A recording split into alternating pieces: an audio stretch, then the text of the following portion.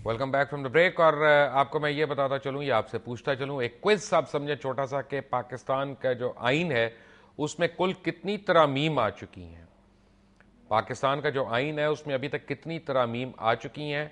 और आपको अभी मैं जो एक चीज़ दिखाने वाला हूं, आपने उसके देखने के बाद मुझे ये बताना है। मुझे ज़रूर एसएमएस करिएगा दुनिया न्यूज़ पे, या मुझे ईमेल करिएगा, और मुझे और मेरी टीम को, पूरी टीम को बताइएगा कि कौन सी तरमीम जो है आइन की इन लोगों की इमदाद के लिए बनी है, या सिर्फ उनके लिए बनी है जिन्होंने ऐवानों में पॉलिटिक्स पॉलिटिक्स खेलना है, और उसके बाद उन्होंने आपको और हमें तकरीरें करते रहना है, और हमने तकरीरें सुनते रहना है, और फिर रोज़ सुबह हमारी उसी तरह की होनी है।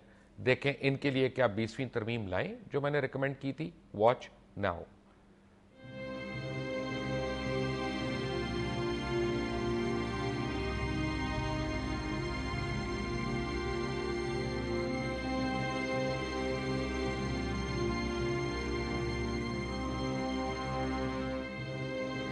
मैंने सोचा था ये बड़े होंगे, चलो मेरा सहारा बनेंगे।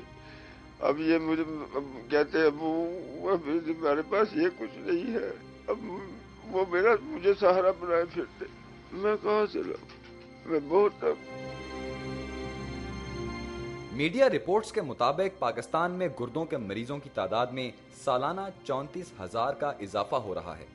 तिब्बी माहिरीन के मुताबिक खून की सफाई के लिए डायलिसिस की सहूलत मिल जाने पर मरीज 7 बरस जी सकता है, जबकि पाकिस्तान में औसत 20 लाख आबादी के लिए गुर्दों का सिर्फ एक डॉक्टर है।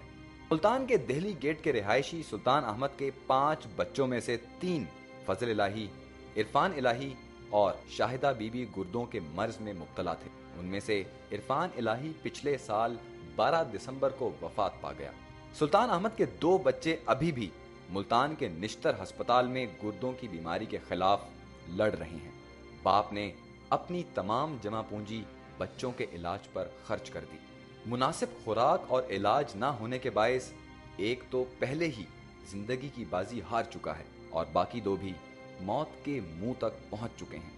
बाप अपनी औलाद को बिस्तर पर देखता है तो उसके आंसू हैं कि रुकने का नाम नहीं लेते, मगर औलाद के इलाज के लिए अब उसके पास कुछ भी नहीं। बीमारी ने जवां साल बेटी का घर भी बर्बाद कर दिया, और बुढ़ापे के सहारों को बिस्तर पर देखकर मां के आंसू शायद रो रो कर सूख चुके हैं।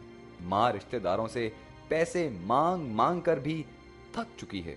गमज़दा वालदैन ने वजीर आला पंजाब, साबिक वजीर खारजा शाह महमूद कुरैशी और एमडी बैतुल माल को कई मरतबा दरख्वास्तें दी, मगर किसी भी दर से सुनवाई नहीं हुई। निश्तर अस्पताल में अब 2 बच्चों का इलाज तो हो रहा है, मगर खून की बोतलें और दवाइयां खरीदने की सकत अब इस खानदान में नहीं रही। गुर्दों के मर्ज में मुब्तला अब दोनों बहन भाई अपने इलाज के लिए किसी मसीहा के मुंतजर हैं। और मसीहा के लिए कौन मुंतज़र है, मैं आपको दिखाता हूँ। मुल्तान में बदनसीब पेरेंट्स जो हमारी टीम के साथ बैठे हैं इस वक्त, और मेरे में तो इतना हौसला नहीं है कि मैं इनसे कोई भी सवाल पूछूं। मैं मज़ीद इनकी क्या आपको बेबसी दिखाऊं कि आप भी देखें और हम भी देखें। आपने देख लिया, और ये फैक्ट है, और ये अलमिया है हमारा, कि जिस जमहूरियत के हम इतने गुण गाते हैं, जिस आमरीत के हम इतने ख़िलाफ़ हैं, बट जो मर्ज़ी आप कर लें, कल सुबह 23 मार्च को इनको और इन जैसे तकरीबन 30,000 ख़ानदानों को बताइएगा कि यह मुल्क बना था इनको आज़ादी दिलाने के लिए, खुशहाली दिलाने के लिए, और इनको सुकून दिलाने के लिए, और अपनी मजहबी रवायात को कायम रखने के लिए। क्या हम इतने साल गुजरने के बावजूद अपने आप से, अपने मुल्क से ये इंसाफ कर सके हैं? क्या हमने वाकई पाकिस्तान को वो उस लेवल पे पहुंचा दिया है जिसका ख्वाब हमारे बुजुर्गों ने देखा था? या क्या अब हमें एक और तरमीम की ज़रूरत है, एक आईनी तरमीम की, जहां ऐसे तमाम लोगों को एक ही दफ़ा में कहा जाए कि तुम मर जाओ, तुम्हारा जीने का कोई फ़ायदा नहीं। अंटिल टुमारो, अल्लाह हाफिज़।